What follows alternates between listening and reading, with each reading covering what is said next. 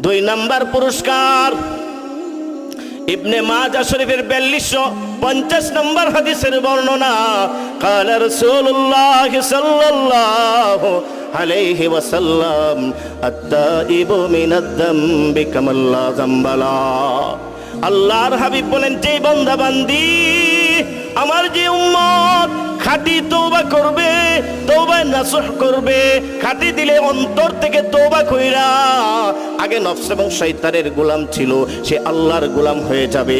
এই খাঁটি তওবার বিনিময়ে আল্লাহ তাআলা সেই বান্দাকে নিষ্পাপ মাসুম শিশুর মতো তাকে নিষ্পাপ বানায় দেয় এবং তাকে জান্নাতের অধিকারী বানায় দেয়। যার গুনাহ নাই সেই জান্নাতে, ঠিক না ঠিক? তাহলে কয় নাম্বার উপকার পাইলেন?